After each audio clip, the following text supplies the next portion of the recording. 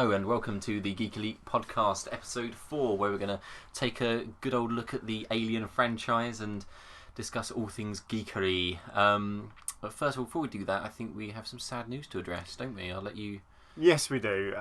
This week, Sir Roger Moore passed away, which was very sad.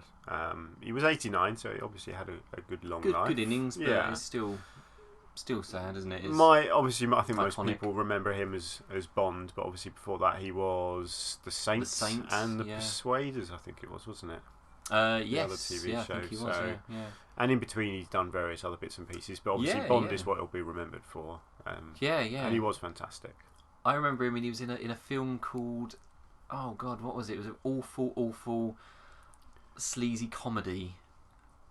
Oh, it's called the Love Boat or Banana Boat or something. Banana Boat rings a bell. It had a banana on the front cover, I know that much, and it was appalling. Yeah, in later life, after James Bond, I think his career went rapidly downhill, didn't it? Yeah, wow, what a perfect energy to the man. Yes. But no, it is a sad loss. He's actually the first James Bond to pass away, isn't he? Yeah. Essentially, apart from, unless you include the audio story James Bonds, but he was the first Bond to pass away, unfortunately. But very sad. Very sad, but at least he'll always be remembered. Absolutely, Absolutely. Absolutely. The legend of Bond. James Bond. Would I say my favourite Bond? Yeah, I think I would actually. See, I'm not that into the Bond franchise, so right. I don't really have a favourite. I don't think. No. I like Pierce Brosnan. I like all of them. Yeah, Pierce Brosnan was very good. I quite like Daniel Craig as well, actually. Yeah, I don't mind him. But I grew up with the Roger Moore films. Yeah, that was our era, and then obviously I then went backwards and watched the Sean Connery ones. What's the Miami one? Is that Living Daylights? Possibly. That was one of the. That's the one I remember. That the was most. Timothy Dalton, the Living Daylights.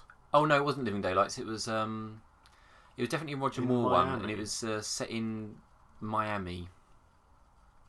I'm not getting this mixed up with Police Academy. Possibly. I don't remember one set in Miami, but then Live and what Let was it Die. about? Live and Let Die. Oh, Live and Let Die. Yeah, right? Live and Let Die. Yeah. Oh yeah. It was one of the greatest Bond films. Yeah. Yeah, I remember with that. all the voodoo. Yeah, that's it. And the crocodiles. Yeah, that's the one. Yeah. Was that in Miami? I assumed it was. Shows Miami. how much attention I pay. I don't know. I assumed it was Miami. Possibly, yeah. I just never really thought about where it was set, some sort of Southern American. Yeah, it was somewhere in South. Yeah, I remember that one. Classic film. Yeah, good. Classic soundtrack. Good. Yeah, say good theme as well, wasn't it? Yeah. Actually, same on the point of Bond themes. Chris Cornell. Yes. Died. Yeah. Who did one of the Bond themes? He was a he did Soundgarden. Isn't particularly anything to do. What did he do? One of the geeky, Pierce Brosnan ones, wasn't it? No, it was a Daniel Craig. It was. It was I think Casino it was Royale, wasn't it? Yeah. Yeah. Well, sorry. Yeah. So it's quite. I never really thought that. Yeah, I think he was Bond. He was quite young, I think, wasn't he? I think relatively. I don't actually know what he died of. No, I don't actually. I read, but it never actually said. But no, it's still. I think it was still quite sad unexpected. though. It's not. It's not the sort of thing you expect. But But so we thought we should address that. That would be a bit amiss to address definitely, that. So, should we Moving move on to our main feature? Let's do it. So Alien Covenant. Well, specifically, Alien Covenant. We've both seen it. Both saw it at the same time, actually. Indeed. Alien Covenant, and we'll probably dip into the rest of the Alien franchise. Yeah, definitely. We'll be not including. We may mention it in passing, but we're not going to include Alien vs Predator or Alien vs Predator 2 Requiem for obvious reasons, because they're not worthy. They're not worthy. Sorry, your laptop just made a bleep. Sorry. They're just terrible films. I don't consider them to be canon, to be honest. No, I don't think anyone involved does, really. No. So we won't be discussing them because they're just terrible. Yeah. But we'll talk about the main focus. The main line. The main 4 Alien plus films, Prometheus and Covenant. We'll kick off with Covenant. Yeah. Because that's the most recent and that's probably one people want to hear about. Absolutely. So just straight off your thoughts. Thoroughly enjoyed. Enjoyed it. Absolutely. Yeah, it was very good. I didn't come out of the cinema thinking that was the best film I've ever seen, but no, I was thoroughly entertained and I wanted to see it again. And in fact, I am going to see it again tomorrow. Yeah, you are. Yeah. No, I am really looking forward to seeing it again. Yeah, I was very entertained. I do find that we saw this about it was a week ago. It was a wasn't week it? ago, yeah. I do find that the longer I'm detached from it, the more the flaws in it are starting to bug me a little bit. Enlighten me. Just it just feels like it felt like two movies in one. It felt like Ridley Scott wants to tell a continuation of Prometheus, but the studio wants an Alien film. And it wasn't entertaining, but this will contain spoilers, by the way. So if you don't want spoilers, switch off now. But come back later. The Alien element of it with the xenomorph, it wasn't scary. There was no tension. It was very by the books action, and it was very rushed. There was the alien gets dispatched incredibly quickly. It just felt tagged on, and it just did not feel. Yeah, I'd agree with you a bit. Though the end of the alien. film, it wasn't as tense as previous Aliens films. Not certainly. at all. It felt like Daniels, who's the main female lead. It felt like nobody feared the alien. They were shocked by it, but no one was scared of it. I think you can almost excuse that because they haven't seen it do its thing. In Alien and in Aliens, they see it kill and they see it hunt. Mm. They know what it's capable of, so they are scared of it. Whereas in this, it all happens when they're not around. The audience see things happening, but everyone who's still alive at the end of the film hasn't witnessed any of it, if you think about it. Because you've got the alien that comes out of the guy's back and then kills everyone on that little spaceship. Yeah. They're all dead, so nobody else sees any of that happening. Then you've got everything happening with David and the face hugger coming, attacking the captain and that chest burst and that. Again, he's the only one that witnesses it. Yeah. So really, come the end, they don't know what the alien is and what it's capable of. No, I suppose not. No, I mean you can see the aggressiveness of it, but just the whole thing of her hanging from the side of the ship as it's flying away on the cable with a machine gun trying to shoot. It was over the top. The end. The action was a bit generic. Coming from, I know action isn't. The Alien films do have action in them. I'm not suggesting it should be really subdued and no action, but it just felt a bit too gung-ho for an Alien film. And the fact that Ridley Scott says that the key to the Alien is never showing it fully on screen. It's in broad daylight, Ridley. You had it on top of a ship in broad daylight trying to smash a window, well as in the trailer. It just didn't seem right. Yeah. It didn't feel right. No, I'd agree with you there. Because the alien in the first Alien, the original, it doesn't go doolally. It doesn't go screaming into a room going, "Hey, come on!" trying to kill everyone. It is a different alien though. There's a lot of videos on YouTube about this, about the fact that it isn't actually the same as the xenomorph from the original films. It's still basically it's David is refining the alien. Yeah. So what we see with the egg, because obviously the egg, again, it's not known where the egg comes from in this, because there's a room full of eggs. Well, actually, I was going to bring that up because apparently in the novelisation of Alien Covenant, David shows the captain Aurum. Is that right? The captain could be. Yeah, I'm not good with the names. He shows him a xenomorph egg, which has been fossilised, or maybe not fossilised, but it's an old egg which was created by the engineers, and he was basing his experiments on creating that creature. Where the film doesn't have that, and Ridley Scott has come out to say David created the xenomorphs. Yeah, he's the one behind it, or he creates life. Yeah. But in the novelisation, he's attempting to recreate life created by the engineers. Right. So the engineers created the alien. Yeah. Which I think is a big leap in it changes the difference. Story in a huge way. But obviously was the egg created or was it laid by a queen? That's the big question. Well, I think as well, I also think Ridley Scott doesn't like the idea of the Queen. I don't think that was ever in his plan. I don't think he particularly... Well, I don't speak for him, but I don't think he particularly has come out and said that he does consider aliens to be canon. Yes, yeah. And obviously that's where the Queen is introduced. So it is in the universe. It is, yeah. And he does at least acknowledge that. Yeah, but I wasn't sure if he's perhaps trying to retrospectively retcon it out of the canon, maybe. I don't know, but it's... I'm assuming that those eggs were created and somehow grown by David. Yeah. Because there was no Queen in there, and there's no way a Queen would have fit in there compared to the size it was in Aliens. Whether that was a different size. Yeah, although Queen. it could have been laid elsewhere, and he's moved the eggs. That's always a possibility. Oh, that's true. Yeah, that is true. The video that I watched recently, actually today, was saying that potentially the alien that came out of Aurum. No, the girl from the first film, Noomi Rapace's character. Oh, sure. Elizabeth Shaw. Yeah. That could have been a queen. That could have been what David did. Used her as a host for a queen.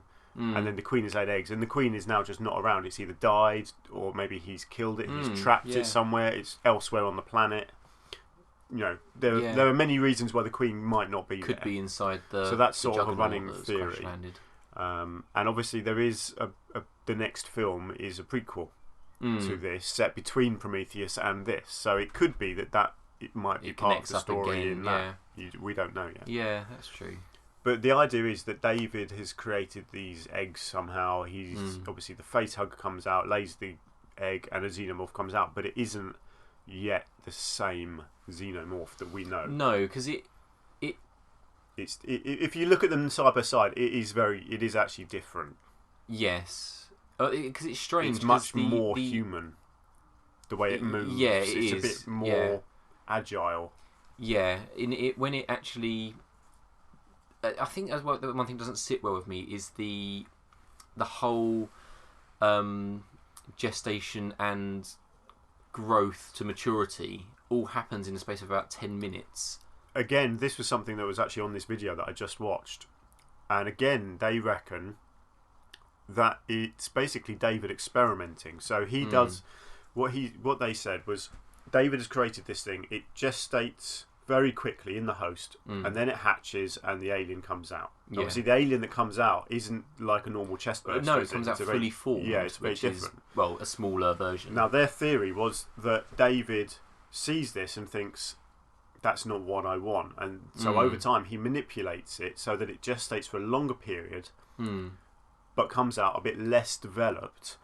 But obviously, the idea is that if you think about Alien, John Hurt's character is impregnated, and then he actually wakes up and acts normally for several hours before eventually it bursts out of him. Yeah. Which makes sense from David's point of view, because he would want that chest burster to come out around people.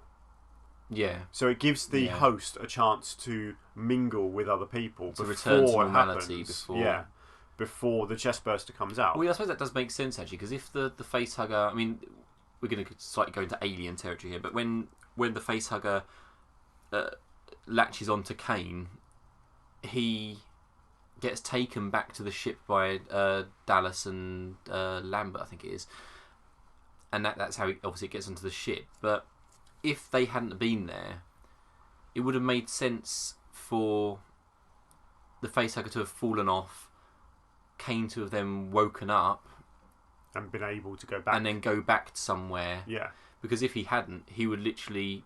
It does make sense, yeah. Because if the eggs are there and the facehugger's attached to the hosts, the facehugger dies or falls off and dies. They wake. They don't wake. If they didn't wake up, the chestburster would come out right next to the egg, where they was hatched. So they would obviously reproduce. That's it.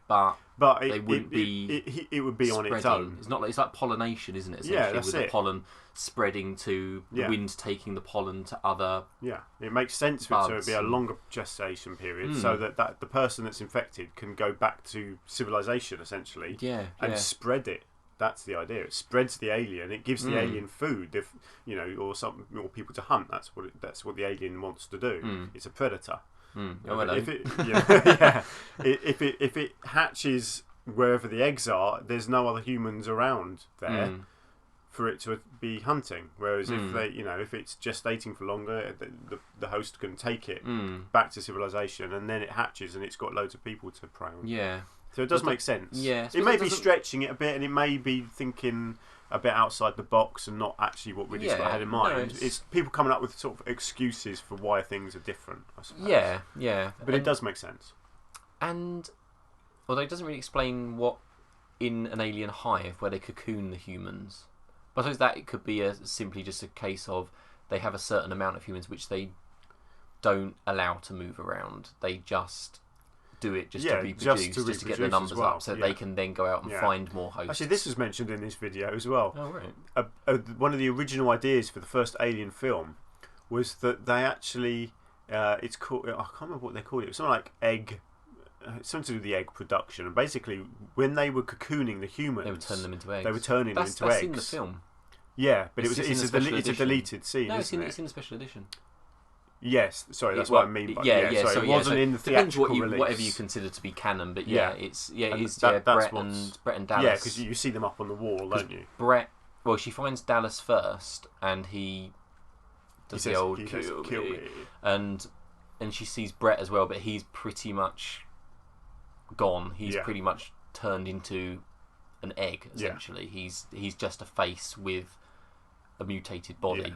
But Dallas is very fresh, but it's not really clear what's going on with them. No, it's not. That is the idea. Is that if someone hadn't told me they're turning into an eggs. egg, I wouldn't have known. But it's just it's bizarre, isn't it? The fact that the contents of a human body then being turned into an egg. It's bizarre. Yeah, which is why it was cut, basically. Yeah, it didn't it's really a bit make too sense. complicated, isn't it? Yeah, because the one in Alien is they always say that's a drone, so that's one which. Because it's unlike the ones in Aliens. The ones in Aliens have the back, the pipe, the ventilation, or whatever they are, the pipes that come out their backs and the ridges in the heads. So there's just different casts of Alien, with the drone being one which would go out and do that, collect humans for... Because it actually rarely kills people in Alien. It takes Brett and it takes Dallas without killing them. It's gathering people. Yeah, but it obviously it kills Parker and it kills Lambert and tries to kill Ripley, but originally it just takes the bodies, the people. It takes them alive and doesn't kill them. So it's trying to harvest humans.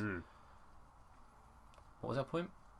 I don't know. We're just talking about aliens. I don't know. Going about different aliens. No, he's talking about why the eggs were in David's chamber. Yeah. But there were lots of explanations, but hopefully the next film might start explaining some more. Yes. But get back to Covenant. The actual basic premise of the film I really like. I love the idea that David is... Obviously, he's an android, and he's trying to do what he wasn't allowed to do. He wasn't allowed to be creative. That's the idea behind it all. So now he's creating life. He's trying to create this perfect life form. And I really like that. I like the idea that he's playing around with this DNA and trying to come up with these different ways of creating life himself, isn't he? And that he is ultimately responsible for Alien and Aliens and Alien 3 and Alien Resurrection. Yeah. He's the one that started the whole chain of events. I don't mind that though, because I like David as a character. I do, yeah. Genuinely, I think he's quite a scary character. In the first film, he's just You're not sure about him, are you? He does really terrible things. But towards the end, you kind of feel sorry for him. You think, oh, he's actually a good guy. He's looking out for sure. Yeah. But little do you know, he's actually manipulating her, and obviously, ultimately, he kills her. Psychopathic android. But you don't know in Prometheus. You don't know why he's doing these things. Is it just because he's programmed to do it by Wayland? Yeah. Or it turns out basically it's not. It's him rebelling, isn't it? Yeah, it's him.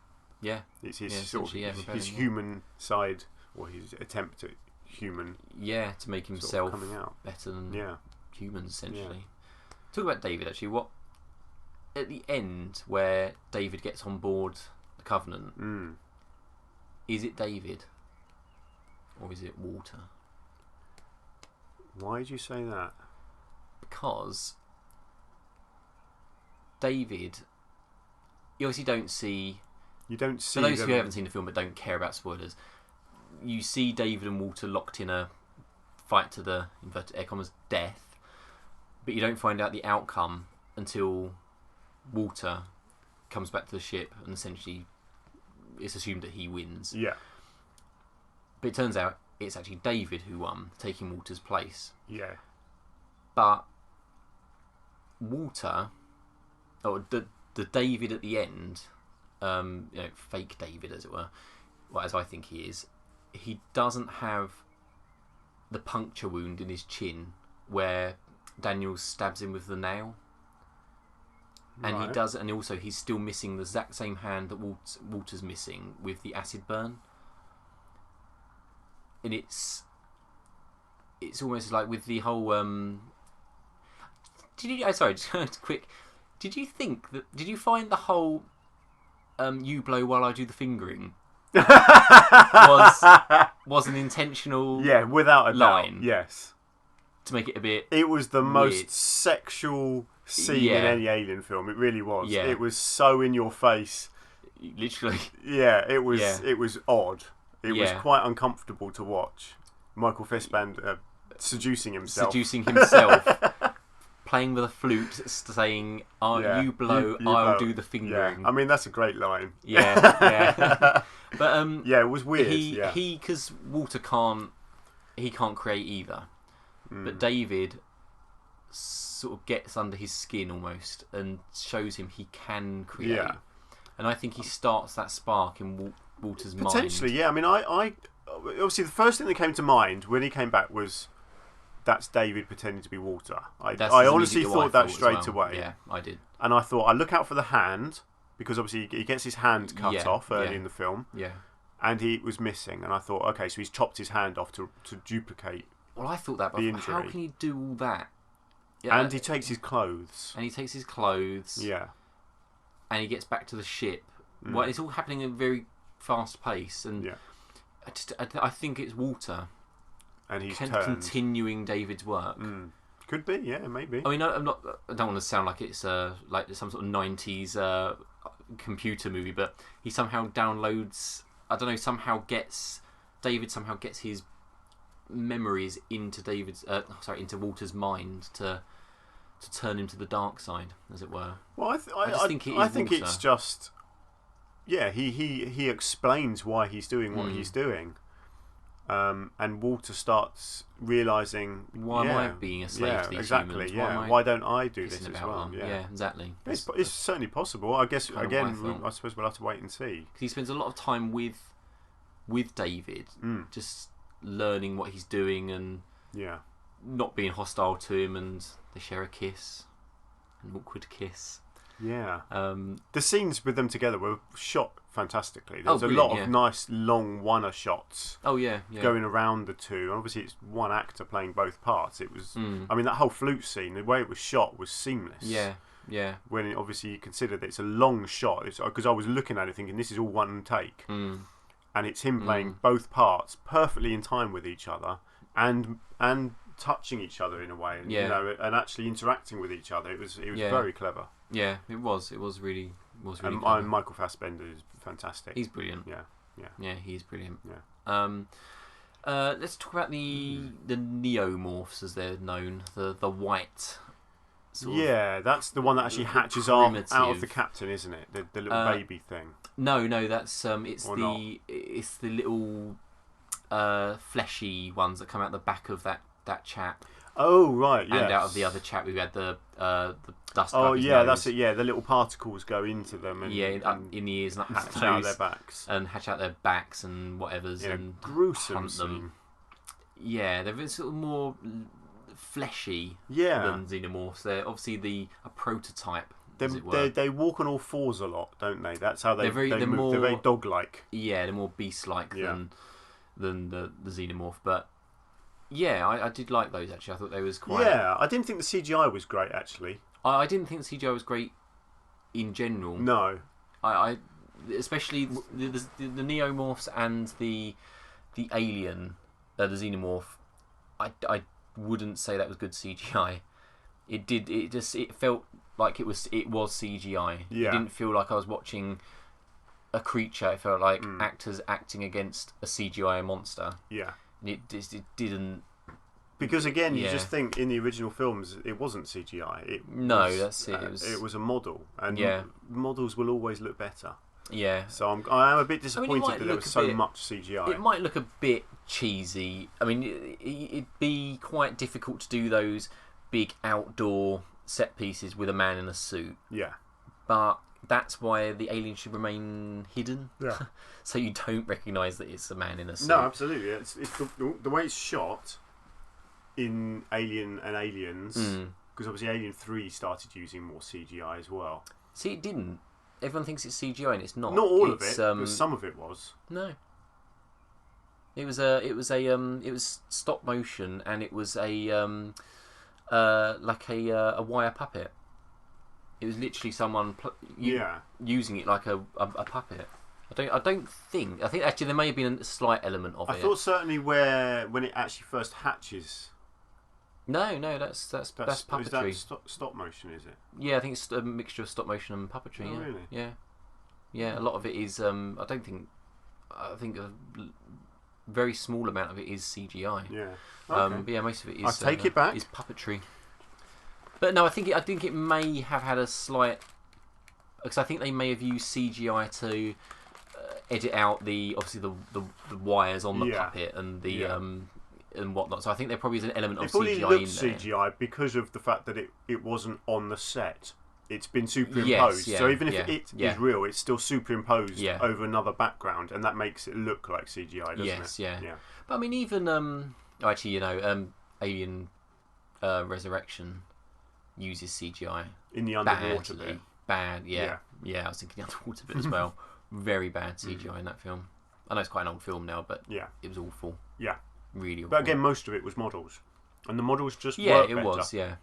Yeah. And they do, but in Covenant, there was barely any model work. It was all CGI. It was a lot of CGI. There was a bit like the shower scene. I think that was a real model. I don't think it was. No. No, I think the towel that comes up through the shower was obviously a model, but I think the actual alien in the glass was a CGI alien. Yeah. As far as I can, but I don't know. That's what I thought it was. It's a shame. It really is, because films. I think all creature films work better with models.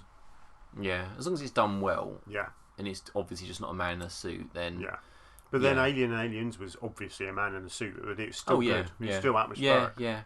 I mean, in Aliens, I think they had it was 8 suits in total. And they used those same 8 suits to replicate, to make it look like it was aliens, like 100 or dozens on screen at any given time. Yeah. It's the way it's shot so effectively. You know it's a man in a suit, but it doesn't matter. Yeah. Because it doesn't look like a man in a suit. No, that's right. It could have done with something, either better CGI or an element of live action. Creature workshop type stuff. I still thought the Neomorph was still quite a creepy looking creature, especially when it stands fully upright and David says he's got a blow on its nostrils. It was very strange. The whole film was quite strange like that. Yeah. There was a lot of, I wouldn't say religion in it, but there was a lot of, I don't know what the word is. There was a lot of iconography in there. Yeah. So when the alien rises out of Orum's body, and it stands like it's doesn't it? It's got its legs crossed, and it sort of delicately puts its arm out, and he does the same above it, doesn't he? Yeah. He stretches his arms out, and it sort of copies him, like it's praying to him. Yeah, which is bizarre. It is bizarre, but I kind of like that. I like that aspect. I don't mind it, because it is like he's becoming their god. Well, that's another thing actually, that people are now saying that there may be an element of time travel to these films, because when in Prometheus, when they go to the main chamber with all the black vials that David uses, there's a statue, well not a statue, but like a mural on the wall of the aliens doing that. So they must have existed before David created them. Yeah, that's what he's assuming. So there have been previous versions of the alien creatures. But because ultimately there are lots of different versions. I mean, you look at the one that's created at the end, it's called the Deacon, the one at the end of Prometheus. Yeah. It's very similar, and on a mural on the wall it could look the same. Yeah, I guess so. So the idea is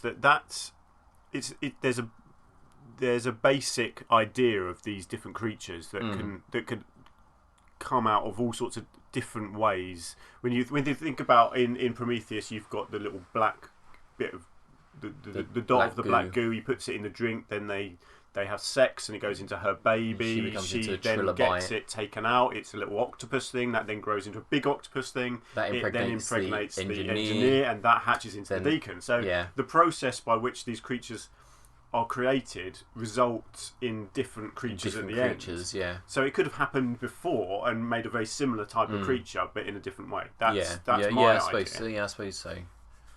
Yeah, I mean, because I think it is very much a fan theory rather than something which could happen. But just the heads in, obviously, and I don't see why it can't just be an engineer, to be honest, because they have essentially human faces. They're saying it's David's face, and he's their god. What, the giant head?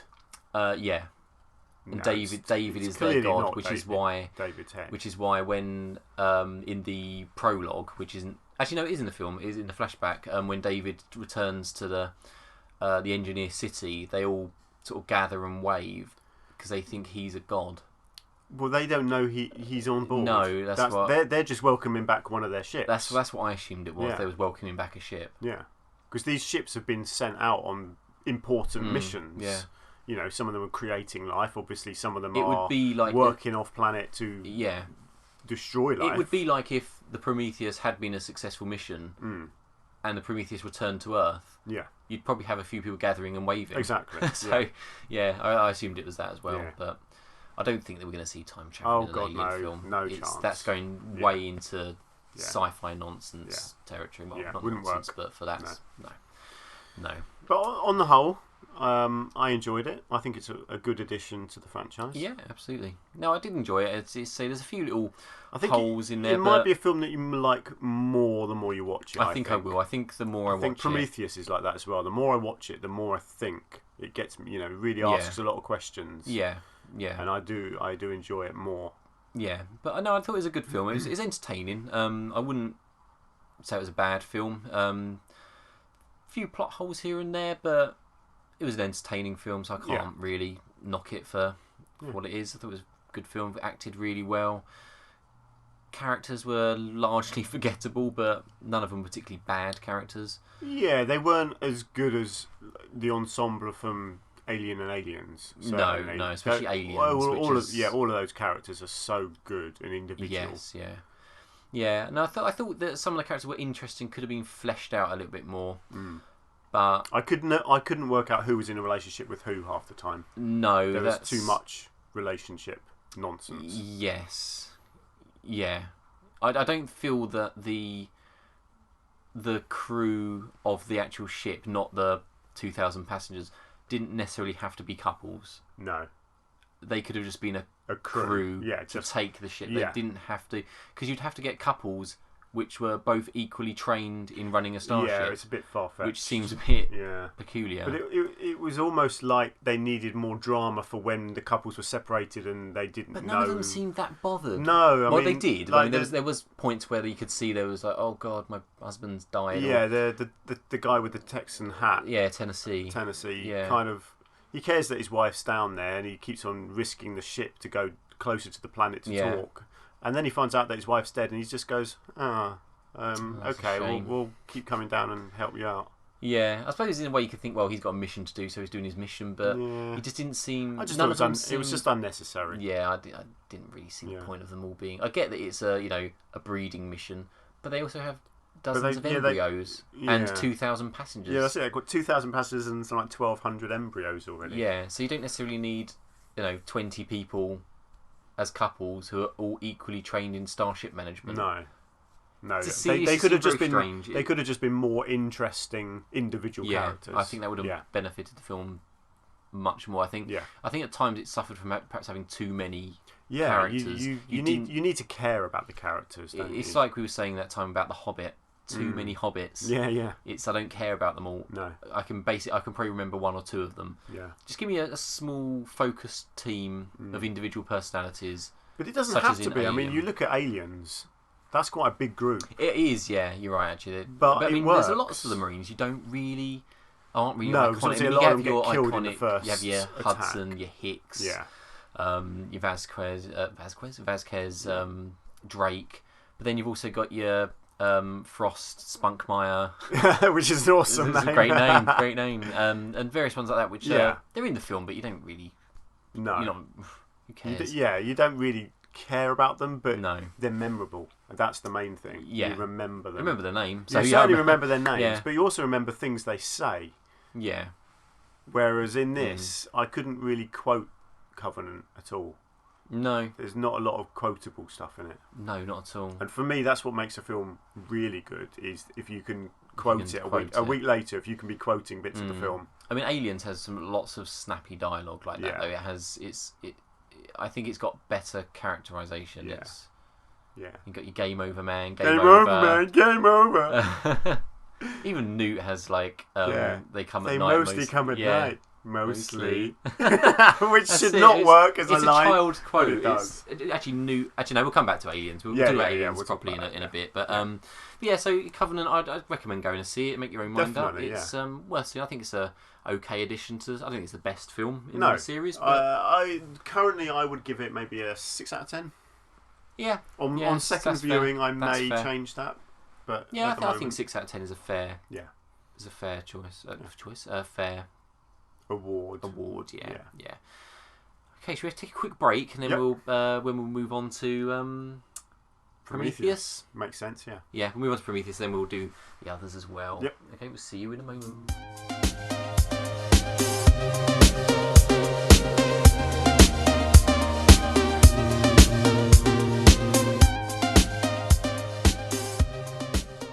Okay, let's talk about Prometheus then. It's it's not an old film now, but it's getting on a bit now. It's been a few years, isn't it? How has it aged for you? Did you enjoy it the first time around, or I did enjoy it the first time, but it was one of those films. I came out, I wanted to watch it again straight away, but not because it was so good, purely because it asked so many questions, and I wanted the answers, which was a good thing, in my mind. Yeah, I like films that leave you up asking questions and wanting more. Yeah, I feel it could have done perhaps a better job of. I don't know, because the first time I saw it at cinema, I hyped it so much in my mind because it was the first Alien film. Yeah, for a long time. Proper Alien film, not including Alien versus Predator. Yeah. It'd been the first Alien film in about what would it have been? 15? Yeah, probably around that. Probably around that sort of time. And I hyped it up so much in my mind that it just nothing could live up to it. So the first time I saw it, I just hated it. Yeah. And then I watched it again, and I thoroughly enjoyed it. It was a very, very good film. And I do like that it asks lots of questions, but would it be nice to have something perhaps a little more clear cut on there to see where the film was going? Yeah. Because it very much just says, here's a load of questions that need answering, you sort it out. Yeah. It just basically tips the puzzle onto your lap and doesn't help you put the pieces together. But I think it does it in a good way because it's still a good standalone film. Yeah. Yeah. It's not one of those films where you have to know the history of the franchise, you have to know the expanded universe and all this sort of thing. No, you can actually really. just watch that as a standalone film and enjoy it. Yeah, you can. Because it's actually doesn't feature any, well, apart from, as we mentioned, the Deacon, but it doesn't really feature any aliens. No, if you ignore that the Alien franchise exists and just take Prometheus, it's basically about a load of people that go on this adventure to another planet. The android finds this black goo who manipulates DNA, and it goes through a process, and at the end, pretty much everyone's dead, and there's an alien. So when you look at it like that, and you don't read too much more into it, you could just go, well, that was an interesting film. That was good. Yeah. But obviously then when you look at the bigger picture and you start trying to link it to the other films, that's when you start asking yourself all these questions. And I like that. I really like that. I love all the fan theories and things. I do, but sometimes I feel that that's exactly what it is. It's just fan theories. It feels like at times there wasn't any thought into how something's going to link up. It just felt like it was, here's some ideas, let's see if we can make them work, and if we can't, we'll let the fans deal with that. Yeah, but then if you think about it, Ridley Scott has now done a sequel to it, which has started to explain more. That's true. And he's now excuse me, he's now doing a sequel prequel set in the middle. A sequel to Prometheus, a prequel to Covenant. Which may well explain even more. So I think he knows where he's going with the story and the franchise. I really hope so. I mean, he has announced that he's doing 5 films. Yeah. So I'm thinking he's doing Awakening next, which is this one in between these. And then I think he's going to do more traditional sequels to Covenant. Yes, because I think Prometheus, Covenant and Awakening are a trilogy, aren't they? Yeah, that's and then there's going to be some after that to fill in the gaps. Them, I think, to link them. Alien. Yeah. That's the idea. Because that's what everyone wants, is to know where the ship in Alien came from. Isn't it? That's what people want. And how it was, because I think a Covenant is based, about 20, 30 years before Alien. Yeah, it's something like that. And when they find the engineer, or space jockey as it was, in Alien, it's fossilised. And it has a chest burster hole in it, and they find the egg chamber. And if that's fossilised, how is that fossilised in the space of 30 years? Seems strange. I hope they do find a way to link it all up. It'd be really good. But I'm sure he will. I think at times it runs the risk of unraveling. It doesn't just let us peek behind the curtain. It basically just throws the curtains open and says, "Here's how we do all." It's basically a magician coming on stage and going, "Right, here's how I do all my magic tricks." Yeah. Doesn't leave anything to the imagination. Yeah, it's the Star Wars prequels all over again in a way. It's midi-chlorians. It's kind of taking the mystique away from the Alien in a way, where it was quite mysterious and where did it come from, who are the engineers, or who are the space jockeys. Now it's like, here's who they are, here's what the Alien is. I just feel like it's perhaps unravelling the mystery a bit too much. I hope it's, I would like to see it linked, but also I'd still like ambiguous it. At times, bit. You're still asking questions. Yes, yeah. And I'm sure he'll manage that because he's a very good filmmaker. He is. I think he's had quite a few duds, but but when it comes to the Alien franchise, that's his baby, isn't it? That's how he made his name. That started his career, basically, didn't it? Yes. That's what made him a big name. First big film. Big studio film. So hopefully it will work out. Yeah, I'm sure it will. Anyway, Prometheus though. I mean, I did thoroughly enjoy it, and I think what I enjoy is the manipulation of David, and like how he's basically like a mad scientist. Yeah, that's exactly what he is. Yeah. Sort of just he doesn't know what the result's going to be. He doesn't know what's going to happen. He gets this little bit of black goo and he just puts it in the guy's drink. He doesn't know what the guy's going to do, what's going to happen to him.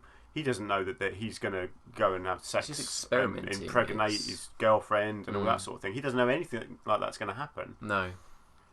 And David is just watching. Yeah, that's and observing. He's kind of Frankenstein-esque, isn't he?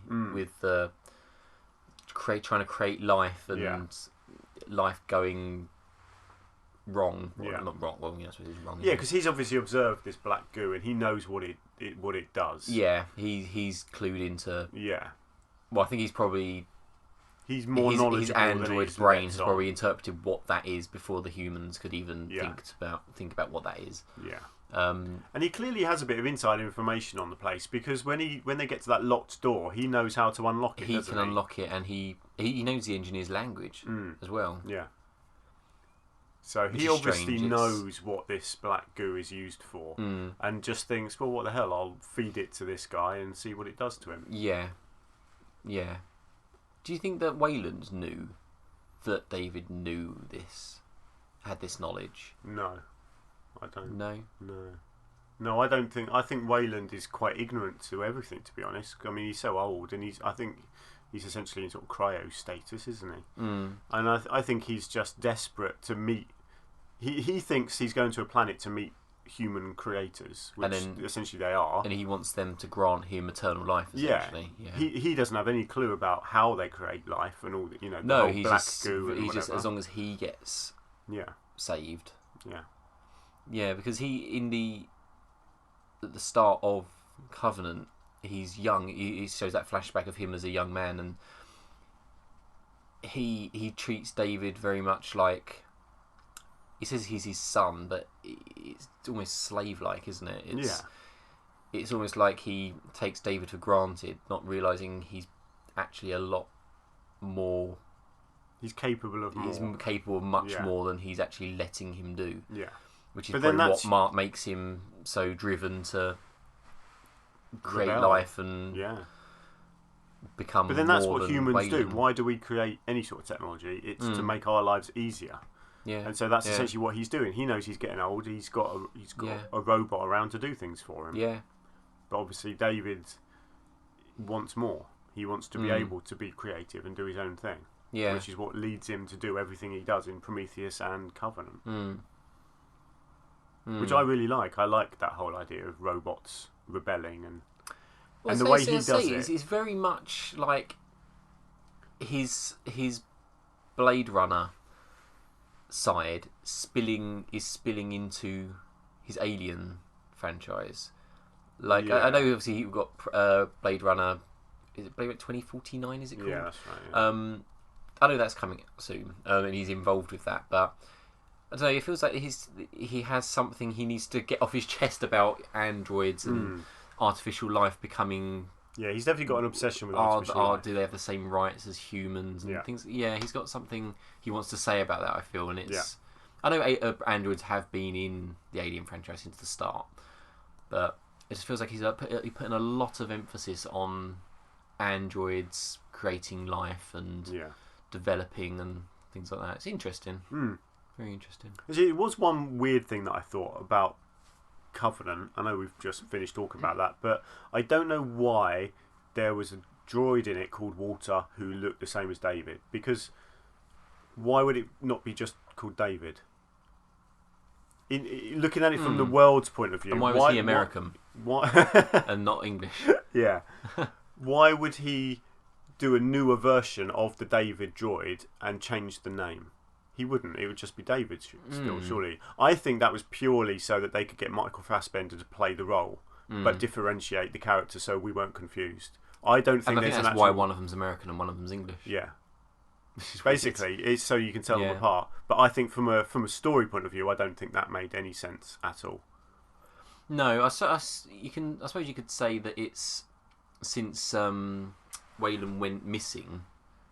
Well, it's presumably last they saw of him is on the Prometheus mission, and he never came back. Yeah, that someone else must have taken over the company, and perhaps developed his design, but didn't want to call it David because it was a different, a more advanced model.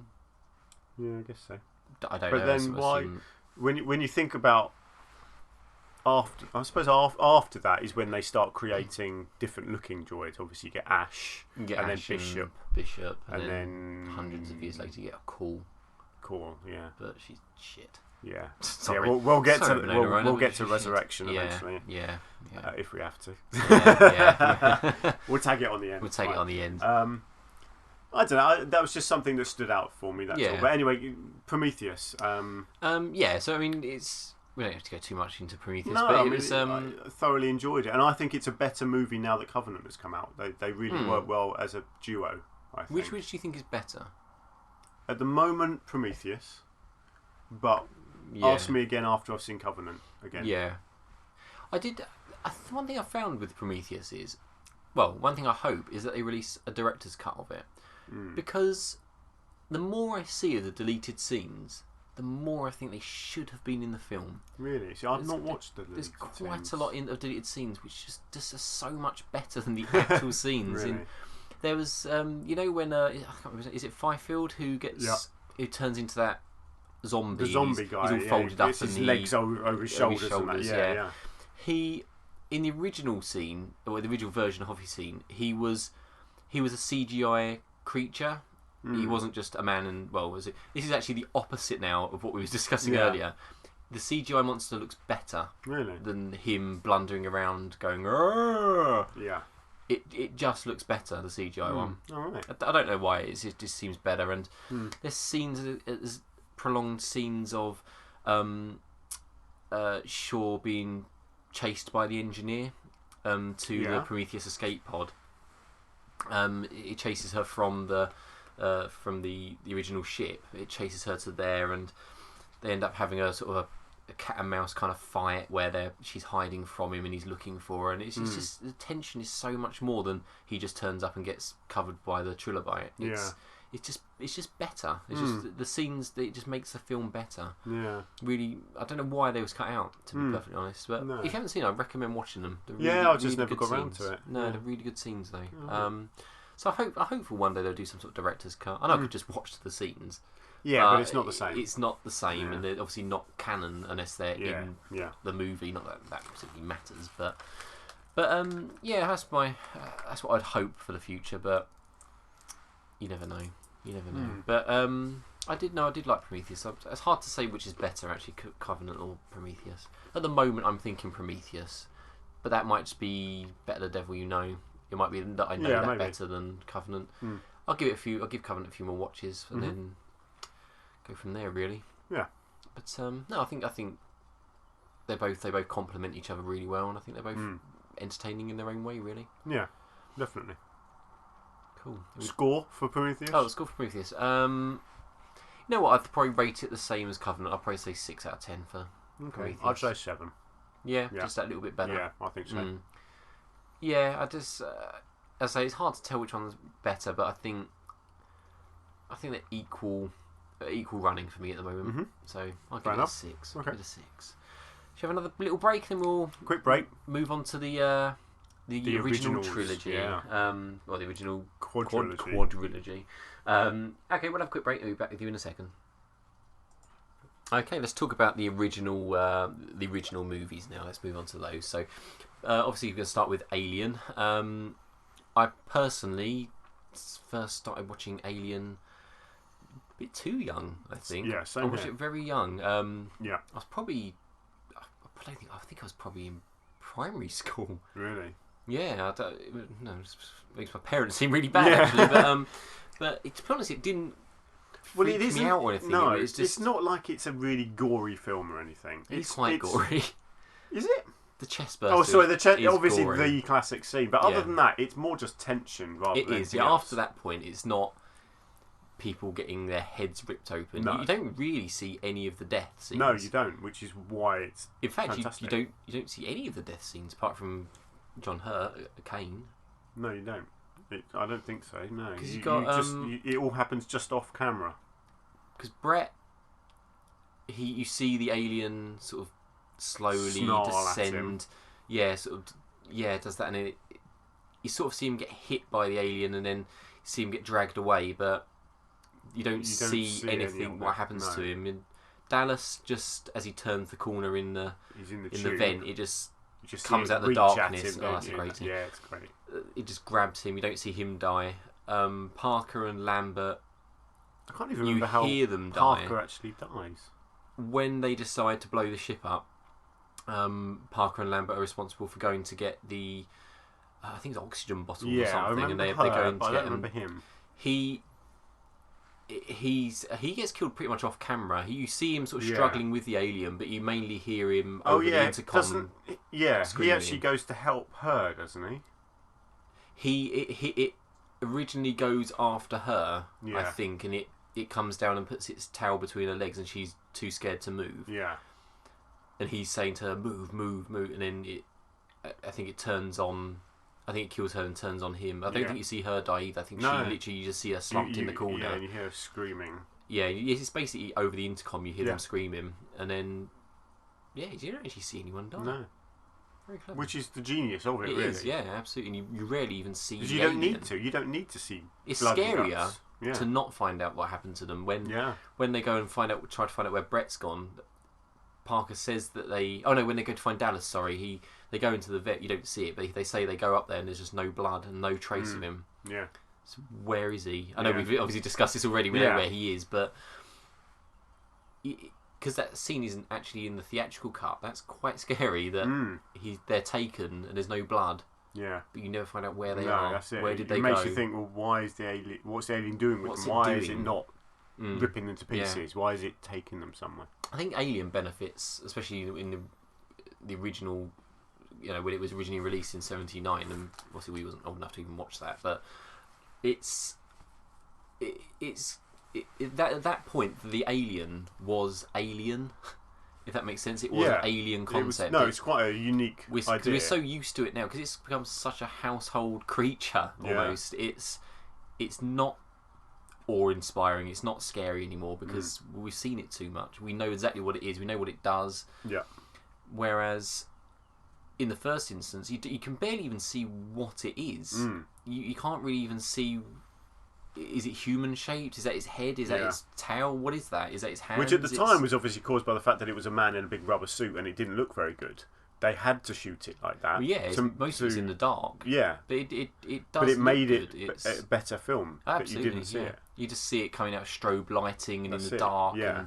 And close-ups of the face. Close-ups of the face. Yeah. So you just don't know what it is. And this is pre-internet and... Yeah.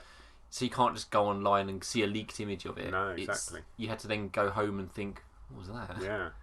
You got no way of finding out. It must have been quite effective. We've got to talk about it. What I think is probably the most famous scene in cinema history, the chestburster. I think it probably is the most famous scene ever, isn't it? From any film. I wouldn't say from any film. Really?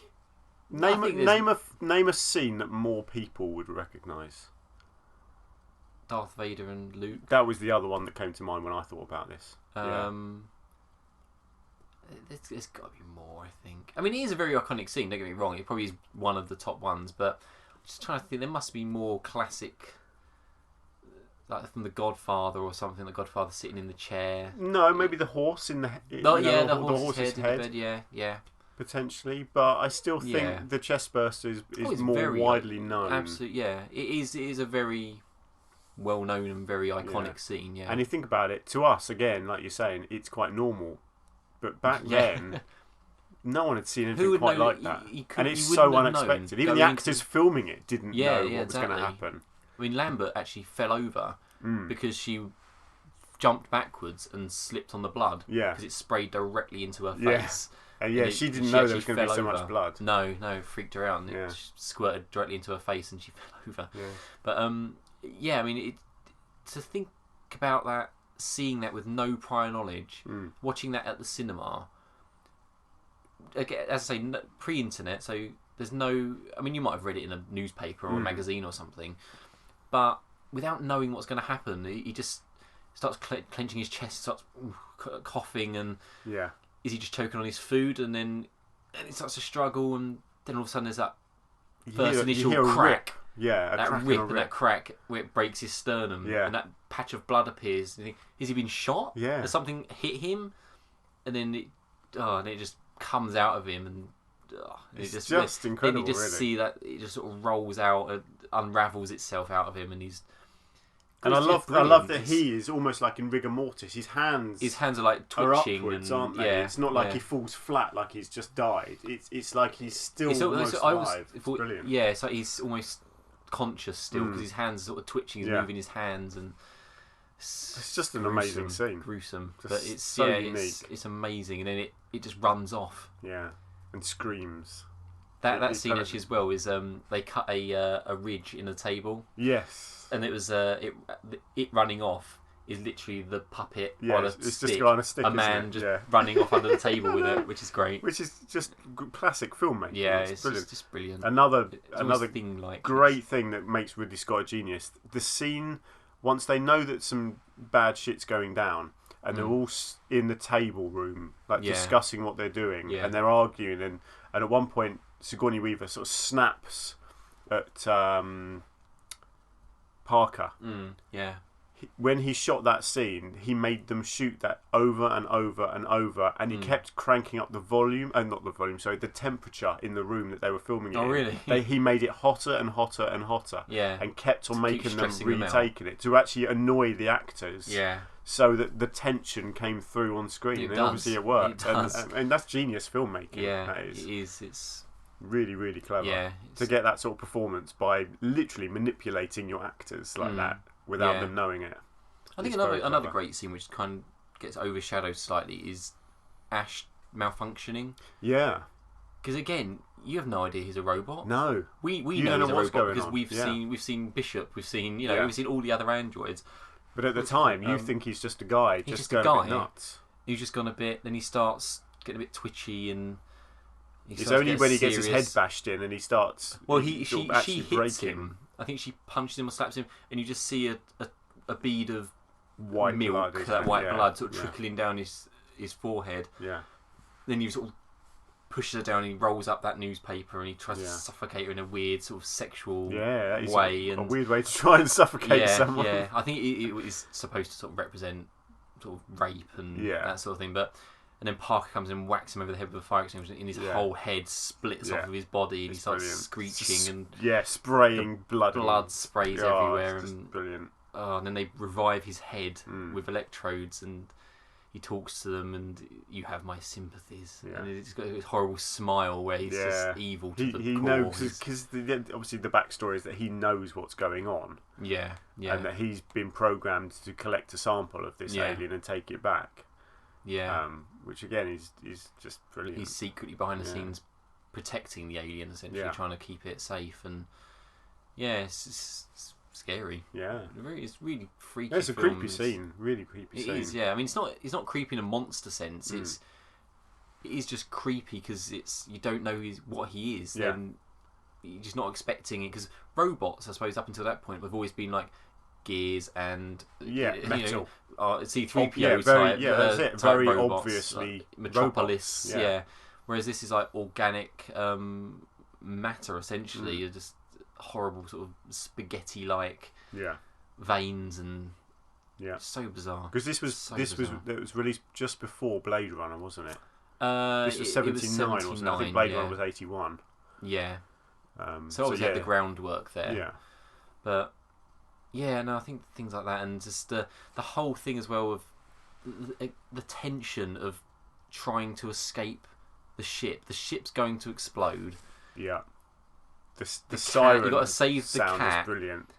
Then you realise I've made a mistake. You've got to go back to cancel the countdown. It won't cancel. Yeah. So now she has to get back to the ship. Yeah, she's like a second too late, isn't she? Yeah, and she can't do it in time, and it still goes to self-destruct. So then she has to get on this escape craft, gets away, and the alien's there with her. Yeah. And it's like, oh my god, it's just never ending. And when you think she's got away, that's another great scene. You think she's got away, and you're watching her. And she leans in and she's doing something, and the alien is right in the shot. Yeah, it is. Yeah, the it's head, but you don't know it's because it looks like a pipe. Matches the pipes. Then it's then suddenly the hand just and it's really oh my god! Slow, it really makes you jump. Yeah, and it's just it's gone all lethargic because it must have used all its energy, or must be under temperature or something, and it's really slow, and she's got to slowly get into the spacesuit without awakening real it. tension.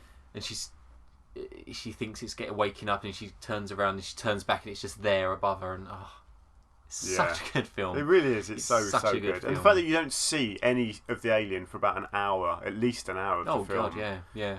You know, that was what Ridley Scott said is the key to a good horror film, is not seeing the bad guy, seeing the alien, until at least halfway through the film. It just builds up that tension. Because it works in Aliens. I know it's not really Scott, but it's the same principle. Yeah, you still don't see the aliens for a long time. About an hour. Yeah. At least an hour. Yeah. Should we talk about aliens? Let's move on to aliens. Let's move on to it. We won't have a break here. Now, we're actually going to break our rule for the top 5 thing. Yes, if you've been following us, we've been doing our top 5 films, sci-fi films. Yeah.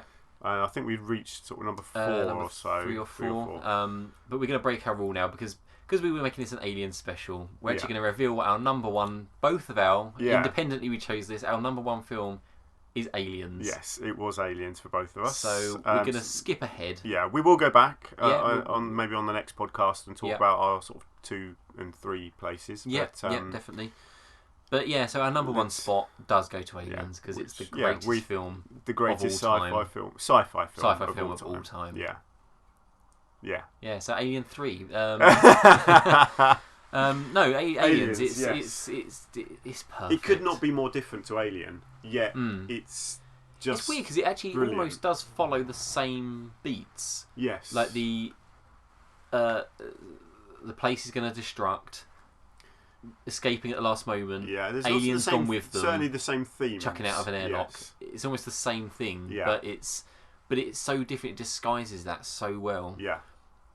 and it doesn't matter. It's almost the same. No. It's just so exciting. Just a balls to the wall action movie. Just and the characters in it are just so iconic and memorable. Yeah. The names, the actors, I mean, it's so quotable. Oh yeah. I mean, Bill Paxton. It's R.I.P. He will always be remembered for Aliens. Yeah. Oh yeah. He's just absolutely Hudson brilliant in it. Yeah. Through it. Yeah. Game over, man. Game over. The thing I like about that character is he starts off as being such an obnoxious coward, and then like right at the last minute he finds his bravery. Yeah. And dies. And then gets killed. Yeah, trying to save the others, and it's sad, really. It is. Yeah. Hicks was always my favourite. Yeah. Hicks when I used to, I don't know if this is normal. When I used to play Aliens in the playground with my friends, I always used to want to be Hicks. Yeah. Because he's the best one. Yeah, absolutely. I don't know why. He just is. He's quite cool. He's not a show off like the others. No, he's not that sort of hooah type. Exactly.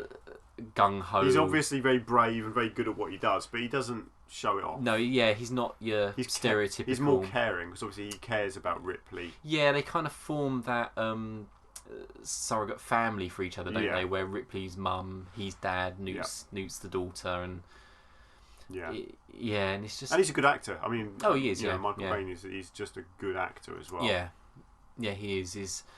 The film is just great. I mean, the special edition is the definitive version. Yes. It's just 2.5 hours of just pure genius, excellence. Yeah. I don't know how you can watch that film now without the whole turret scenes. Yeah, with it just you don't even see the aliens. No, you just hear the gunshots. You just hear the aliens screaming and the guns firing, and they're just remotely watching the ammunition just drop. It gets down to one. And it just stops because the aliens have found a way around it. And it makes the alien seem so much more intelligent than just an animal. Yeah. Because even Hudson says, "How can they cut the power? They're just animals." Yeah. So, well, they're not. No. They're trying to outsmart you. Which is what the whole film does. Yeah. In the first film, they were just a wild alien animal. Yeah. In this film, it shows that they're more out a hierarchy for them, and they become a character rather than a monster. Yeah, it's even like when Ripley finds the Queen, and it does that slow motion turnaround, and it's just there, and that shot when you first see the alien Queen, you see the egg bit. You see the sack, and then it just zooms along, and then it cuts, and then it goes to Ripley, and she looks up. And then the camera zooms up onto it, and it's backlit with the blue light.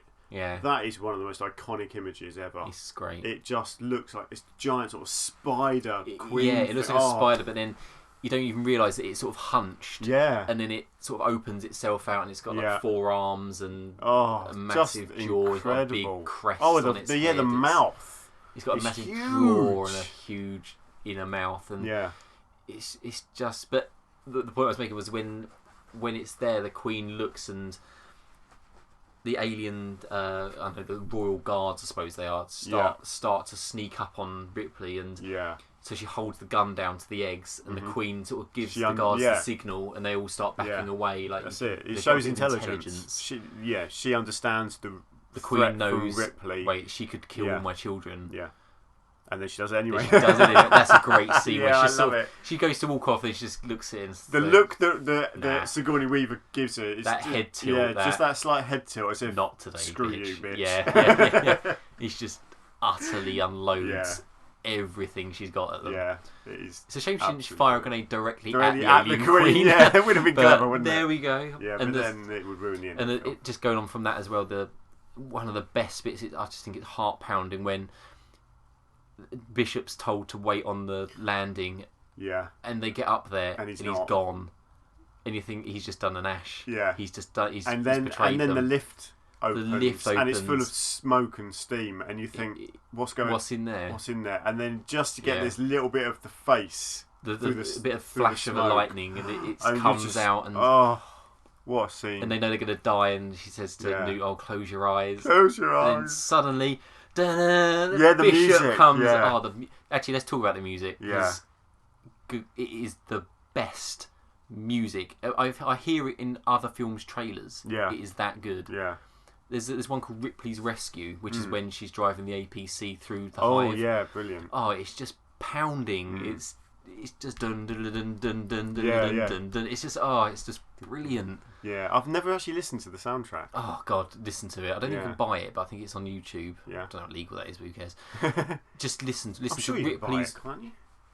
Oh yeah, I think you might be able to. There is a CD available which is got music from the 3 films, but I don't think it's the official music. I think it's another orchestra doing it. Yeah, it would be the same, but yeah. But it's one Ripley's Rescue and the one with the bishop one, but I can't remember what it's called. But it's just brilliant. Yeah, it's just brilliant. And they fly off, and the nuke goes off just as they fly off. Which is actually the nuke. Do you know what the nuke is? When you see it as in the special effect? No. It's a matte painting with a light bulb behind it, and it lighting up is James Cameron turned the light bulb on. Oh, really? Yeah. But it's just good. And then you think again, it's the end of the film. Everyone's safe. Yeah. And then you've still got the best scene. Yeah, that's it. You think that you've had the best scenes. You think it's not going to go any further. It can't. It's peaked. Yeah, it can't be that. And then. Oh, I mean, to this day, I still don't know how they filmed that big yellow robotic suit. It must have been polystyrene. Well, not polystyrene. It must have been very lightweight. I don't know. I've never really watched making of things for that film. Actually, if you've got the box set, the quadrilogy box set on, I think it's Blu-ray. It might be on DVD as well. Both. There's extensive documentaries on there. They're well worth. Yeah. Watching. Yeah. We'll get onto this in a minute actually, but watch the Alien 3 ones. It's fascinating. Mm-hmm. It's fascinating, but we'll come to that in a moment. But yeah, just the power load of fight with the Queen. Get away from her, you bitch! And what a quote. And even things like, it's not even that big of a deal, but Bishop getting ripped in half. Yeah. It grabs him, and actually when you watch it, the arms don't even connect to the body. Yeah. As in the alien queen's arm, it puts its arms around him. It's clearly a puppet, I know. Yeah, course, but it's funny because his body goes in 2 different ways. Yeah. But the queen's arms just sort of like limply just pull away. It's just great though. But you can forgive it. But it's just brilliant, and he still saves Newt. When the alien gets right up close to Ripley, and the second mouth, its inner mouth, is snapping at her through the bars. Oh my god. What a great film. She grabs it. She uses it and grabs its neck, doesn't she? Yeah, and they fall down into the... Yeah, and then you think, oh, that's it. She's got the airlock going, and then he grabs the thing and pulls him. They pull down, and then she crushes on top of it, and then it grabs her leg. Yeah. It just keeps going. God. The tension just keeps on going, doesn't it? It's just pure James Cameron. It's just brilliant. Yeah. I want to watch it. I do. I really want to watch that film right now. Yeah. But it is a flawless film. I mean, we spent all that time just discussing the last part of the film. I mean, you got so much before that. You got the Marines and the bit where they're going into the hive, and the scene where the alien is actually in the wall, and you can't even see it until it does actually jump out and grabs one of them. And they're not supposed to have the ammunition on because they could rupture the core of the nuclear reactor, and some of them kept the ammunition, and it's just that whole let's rock. Yeah. I mean, that first attack scene where a load of them get killed for the first time. It's brilliant. Because you don't really see any of it going on. Because again, it's done very cleverly from the point of view from the car. Yeah. Oh yeah, from the video. So a lot of it is focusing on the people in the car. Yeah. And you just hear it over the comms. Yeah. So again, it's very cleverly filmed. Just got things like Gorman, who's just is completely out of his depth and just panics and can't take it. And it gets knocked out. Yeah, I think he's a really good character actually. And when him and Vasquez die at the end with the grenade, he sort of redeems himself a little bit. I mean, I don't think he's a bad guy. I think he's just out of his depth. Yeah. Slightly incompetent. He's like one of those people that's been promoted too quickly, basically. Yeah. And Burke. Well, how can we forget Burke? Oh, Burke! What a great actor! What a Burke. He is so good. Yeah, and he is a complete Burke. Yeah, he's always a nasty piece of work. Yeah. Oh, the scene, of course, with where in the little room that he traps Newt and that with the facehuggers. How tense is that? Yeah. Oh, when it's scrabbling across the floor and she's edging away from it backwards. I must have seen. Oh my god! I mean, I must have seen Aliens. I don't want to know dozens and dozens of times. But I always have to brace myself in that scene so I don't jump when the facehugger jumps out from behind the beds and stuff. The bit when it's scrabbling across the floor because the floor's wet and she's trying to get away from it. Yeah. I feel myself pushing myself backwards when I watch that scene, trying to get away from it. Yeah. Because you just think she can't get away, and then she doesn't because it snaps onto her.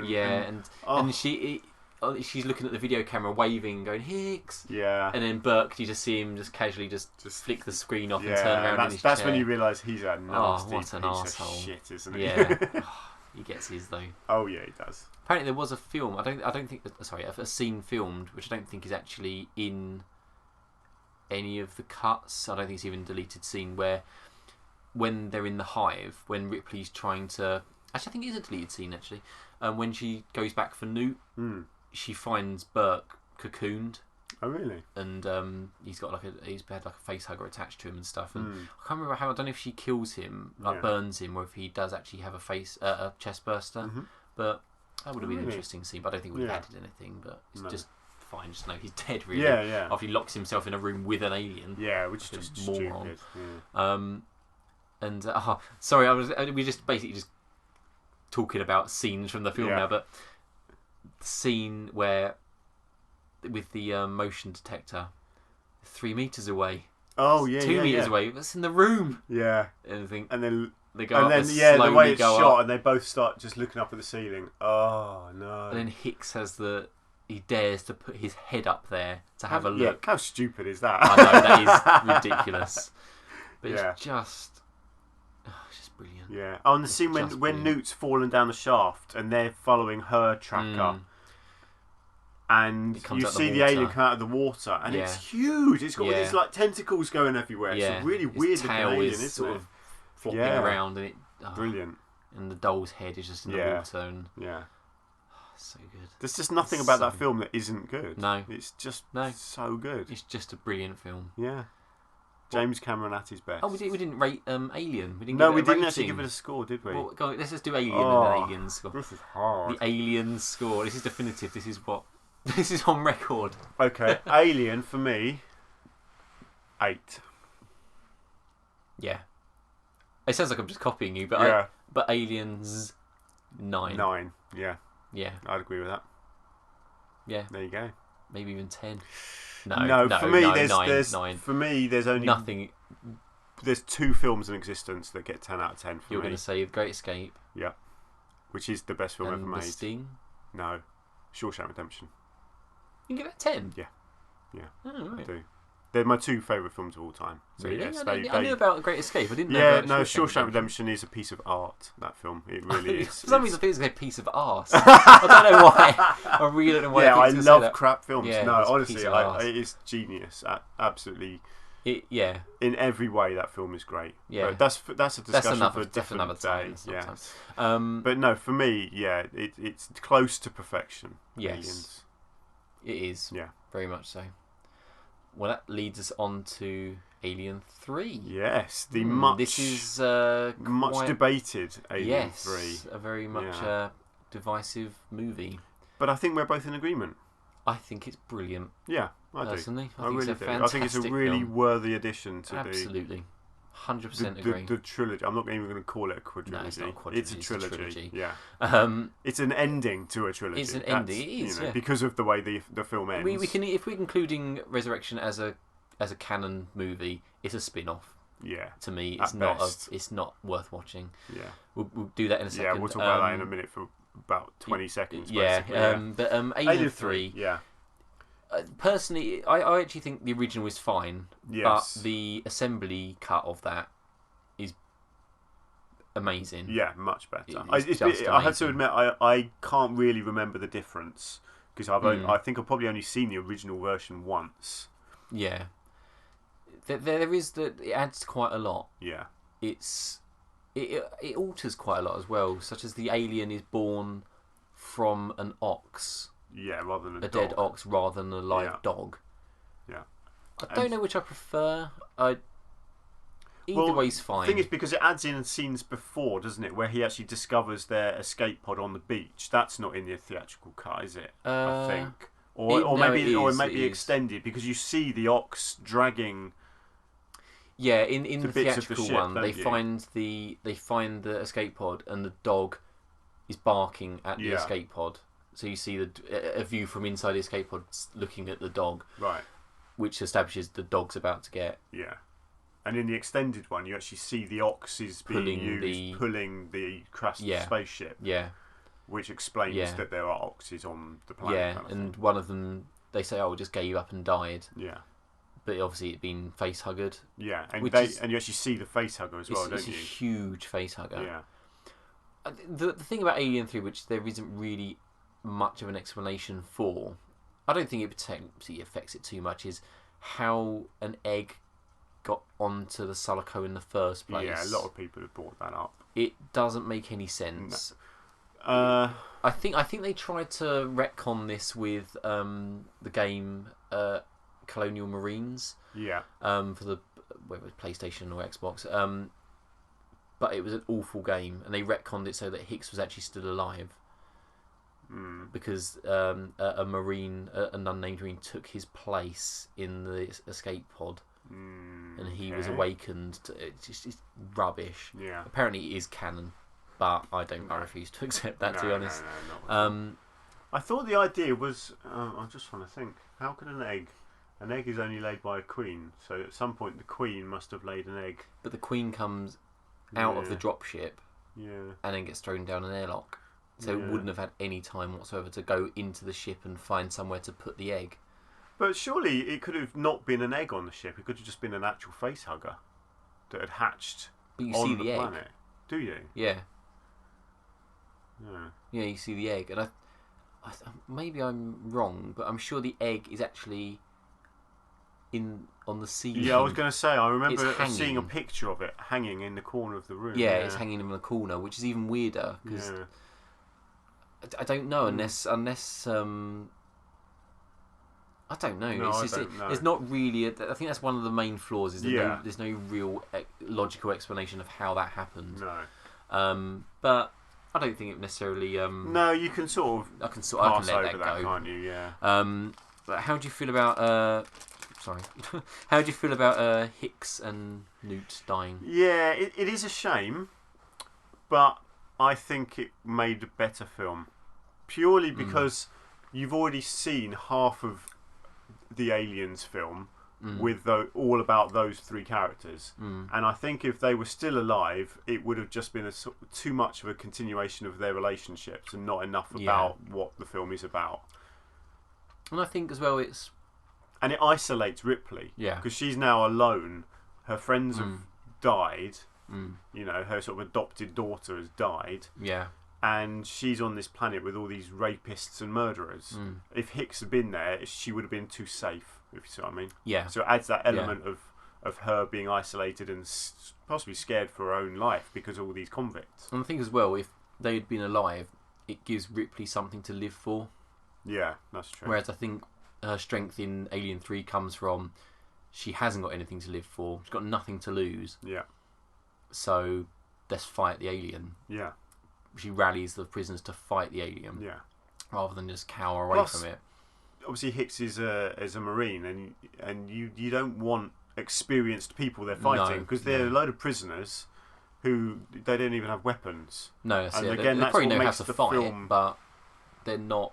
It makes the film more exciting because it is really one-sided. Because this alien is an armor-plated killing machine, and it's just up against a load of people that don't have any weapons. Yeah, or they have scissors. Yeah, and they try to fight with scissors and things. But I like that the Newt and Hicks thing. I like that it basically comes across because like Alien 3 to me is like it's a gothic horror. And it kind of suggests that even if the alien doesn't kill you itself, but simply coming into contact with it means that you won't ever escape it. It's always going to end in tragedy. Yeah. I know, not saying that in a mystical way, like it will hunt you down through space and time, but it kind of has that theme of if you come into contact with the alien, you're never going to escape. Yeah. It because they don't, obviously. No, that's it. No, literally, no one escapes the alien. And I kind of like that they almost copied that with Prometheus, because obviously at the end of Prometheus, Shaw is still alive. Yeah. At the start of Covenant, she's dead. She's dead. Yeah. So you get to know these characters and sort of fall in love with the characters, and then suddenly in the next film they're dead. Yeah. And I just think it kind of comes across as that it's kind of life's not fair. Yeah. Sorry that you want Hicks and Newt to have a happy family with Ripley, but life's not fair. Yeah. So get used to it. That's there is rumours that they're going to be making another film where they resurrect those characters and replace number 3 in the canon. Yeah, no. But I don't think that's going to happen anymore. I don't think so. I think Ridley Scott has decided he wants to make his films. Yeah, I think he asked Neil Blomkamp to put that on hold until he finishes his series. But I think he's himself has said that he's pretty much shelved it now. Yeah. As much as I'd like to see it, I don't really care. I don't, because Sigourney Weaver is too old to play the part now, I think. Yeah, I assume it would have been set in a time period where she would have been old. I would guess that makes sense, yes. But it would feel like the fourth Indiana Jones, where the main character is getting old, and you just think, this isn't right, it's not working. It's not needed. I just don't think there's any reason to. No, there's not. You don't need to go back to those Alien characters. 3. I mean, God, it's like 25 years old. It's not. You don't need to get rid of it. It's not that important at the end of the day. It's as good as they are. But again, I love the characters in it. Even though they're not as memorable, I can't remember their names, I'll be honest. But they're interesting because of who they are. They're not just people. Yeah, they're not. They're not even likable. They're bad people. guys. Yeah, they're horrible. They're rapists and murderers. People. But you're kind of rooting for them, and they're very religious people as well, which is interesting. The whole religious side. There is a reason for that, which actually goes back to what I was saying before about the documentaries.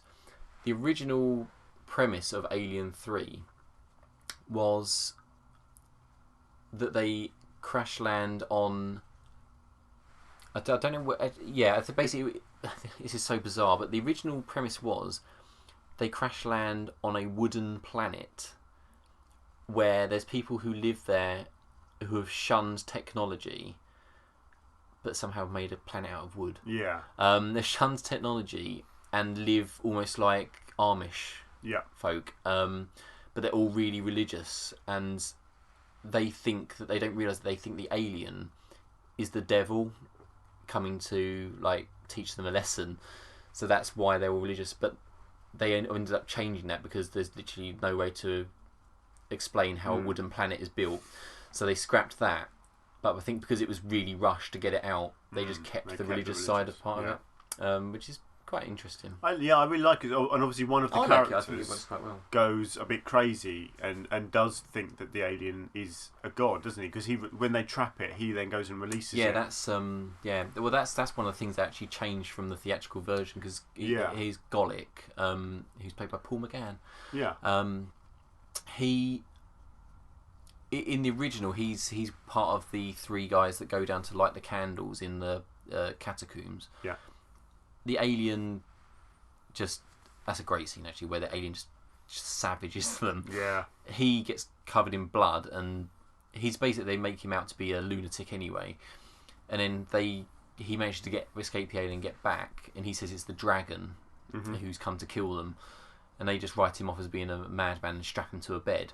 Theatrical version, that is the last you see of him. He's really? never referenced again. It's never explained what happens to him. No explanation whatsoever, which is bizarre.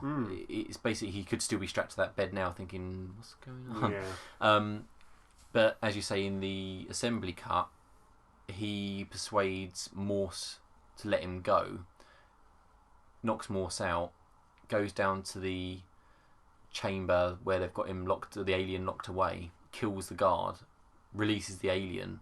And that's how it gets back out. Whereas in the theatrical one as well, actually, the whole scene with the fire in the tunnels, the whole point of that is to flush it into that container so they can lock it away until the company ship arrives. But again, you never find out the conclusion to that. It just goes wrong and the alien doesn't get caught. Oh, okay. Whereas in the assembly cut, the plan is successful as an end result. It is a success because the alien does get caught. Yeah.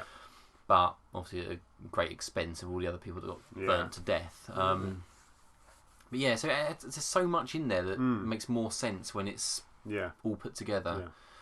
But I'll tell you what I do like about the film is the way a lot of it is shot towards the end when it's chasing them through the tunnels and the camera is from a point of view of the alien. Like running on the ceiling and the walls. Yeah. It's very atmospheric and very claustrophobic, isn't it? I like that scene where it's creepy scene. Because it's scary because they're running away down these little tunnels to try and trap it, and you really feel like it's gaining on them. It's gaining on them. It's gaining on them. And then a lot of the time it does. Sometimes it does. Yeah. And and sometimes they get to the door and then the door doesn't close. Malfunctions, and that's just great when they're calling out to each other like my door's not working. Yeah, and it's brilliant. And they've got to use themselves as bait. Yeah. To get the alien to chase them into the lead mold, and it's just it's so good. Yeah, it really is. And obviously the main guy sacrifices himself at the end. Yeah, sacrifices himself, and as well, Ripley finds out she's got a queen chest burster inside her, so she knows she's gonna die. Yeah. And it's just great. And even at the end when the company, when Weyland-Yutani turns up and Bishop is there. Yeah. And it's Bishop, but it's not Bishop. Yeah. And there's still that debate of is he a human or is it not? Because you see him get his ear sort of ripped off. Yeah. Which could just be a bad makeup effect, but it looks like it's an android because his ear looks like it's really hanging off. Blood. Because I don't know. It's hard to tell because my gut instinct is he's a human. Yeah. Who he's the human who designed Bishop. Yes. And he's there because the company wanted to send a friendly face. That's his line. Actually, I'm pretty stupid for actually believing him, but I kind of felt that was true because when Morse, no, it's not Morse, is it? It's one of the other ones. I can't remember what his name is. Hits him over the head, and as you say, he knocks his ear almost clean off. Yeah. And that's almost an injury which should. Isn't that 86 or whatever? It's his IQ number, yeah. He knocks his ear almost clean off, and that's almost an injury which would knock out or severely injure. You would be in a lot of pain. Because he does wince because he holds his ear, and as he turns away, you can see him. Yeah. Like, but it could be that it wasn't meant to be hanging off quite as much, and it's just a bad prosthetic. It could be, exactly. It could be a bad prosthetic. I like always hear a more realistic android with red blood. It's who can feel degree of pain. Yeah, possibly. It's so hard to tell, but I just love the design as well of the soldiers and the camera crew that turn up, and they're all like in white overalls. Yeah, it's a real contrast to the atmosphere of the prison. Yeah, and it's just even the scenes of the ship turning up and the satellite dish is sort of turning. It's just the atmosphere of that film is superb. Yeah, it is. And the music is really good as well. Really creepy music, and it's just really good. I think it's just a really good film. I think it's really atmospheric. I have a memory. I can't remember if I asked you this before. Excuse my voice. I'm eating sweets. Yeah, sorry. I have a memory at the end where she sacrifices herself, and you see her fall backwards down into the fire pit. Yeah. I have a memory of that scene where you actually see the chest burster come out as she's falling. Yeah, is that in the theatrical cut that I remember? It's in the theatrical, not in the assembly. But not in the, See, I kind of like that ending. I like seeing it come out for her as it goes down. I don't know why that would have been changed. Because I don't know. Because she kind of holds it. She does, yeah. And it's like she's given birth, but she knows she's got to kill it. I don't know. I just like that as an ending. I don't know why that was changed. I don't know. Maybe it's because it would hurt a lot more than. But she knows she's seconds from dying. I mean, she's falling into a pit of lava, of molten lead, and fire. So, it is a strange way to change it. I mean, I don't mind either way really, but yeah, it was a nice addition to the end. Maybe it was deemed a bit too. Not that gruesome, but maybe a bit too nasty for Ripley to die in such a way. Yeah, maybe. I don't know. But she well and truly dies. And that should have been the end of it. And that's it. That's the end of the Alien trilogy. Yeah. How are we scoring? 7. Yeah, I was going to say 7. Yeah. Yeah. I'd agree with that. Better than Covenant and Prometheus. Yeah. Not as good as Alien. Yeah. And Aliens. Definitely. Wow. Speaking of the next Alien... Yeah, unfortunately the franchise continued. Alien Resurrection. Written by Joss Whedon and disowned by Joss Whedon. Oh, Do you know what, though? I only found this out recently. Joss Whedon actually admitted the film, as scripted, was exactly what he wrote. So it wasn't the script that he didn't like. It was how they turned that script into a movie. Yeah. It was the way they shot it and the style. It's awful. dire. The premise is interesting. It wasn't necessary, but I kind of like the idea that it's in the future a bit, and that they're trying to resurrect her because she's got an alien inside her, sort of thing, and they're trying to separate the genes or whatever. Yeah. I think a film about that could have worked. It could have worked, but it was the done way in they such did a it, campy, slapstick. So much slapstick. It's like the cheesy glasses in Terminator 3 and the talk to the hand. I mean, it was just little moments in the film that you just think, why did they put that in? Bollocks! It's it's hard to even get out how awful this film is. The characters aren't good. The mercenaries that come along. No, I tell you why. It's because again, it's Joss Whedon. Yeah, it is. It's that. This thing that Joss Whedon's suddenly become legendary for is like having witty banter between lifelong friends. It's the wrong style. It's the wrong style. It works for Avengers. Yeah. It's fine for Avengers. It works for Buffy. It works for Firefly. But the characters themselves were just annoying. I mean, the guy in the wheelchair. Annoying character. Just they're all annoying. Yeah, every the guy one with the of them dreadlocks. is annoying. It's a shame because the actor, like the guy that plays the head of the mercenaries. Yeah. He was the guy from Robin Hood, Prince of Thieves, wasn't he? Was he? You know the sheriff's cousin. Oh, I barely remember. Really? You don't know Robin Hood, Prince of Thieves off by heart? No. You're such a loser. Look, it's right here. I know. I was going to say, right next to me. I was going to say that I can see it on the it. floor. I can see it on the floor down. Yeah. What's his name? Hang on. It's Robin. No, it's not. Oh, it doesn't actually. He's such a small part. He doesn't actually get listed on the back of the Blu-ray. It's weird how I don't remember him. Shut up. Hang on. Is he on the? No, he's not there. No, never mind. Anyway, he's a really good actor, but he was just completely wasted in the film, basically. Rubbish, It had like funny bits in it, or bits that thought it was funny, like when the I know what you're gonna say. Yeah, when the prison guard gets attacked from behind by the main warden guy. Yeah, gets an alien which decides to swing down behind him, take a chunk out the back of his head, and then not proceed to do anything else. Yeah. And he doesn't die instantly. No, doesn't even knock him over. He reaches around to the back of his head, pulls out a bit of brain, and has a look at it for a few seconds. Goes cross-eyed, and falls over. I mean, what the fuck? Oh my god! It's infuriating. I don't understand how a director, an actor, a producer, everyone involved with the film sees that scene and goes, yeah, that's good. Let's keep that in the film. Yeah. Let's shoot that and put it in the film. Yeah. Not one person goes, no, that's not good. Let's not do that come bit. On, let's not do this.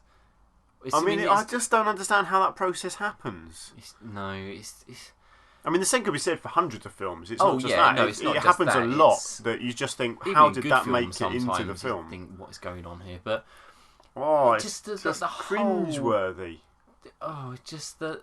Also, the aliens themselves, they're changed. It's changed them. Yeah.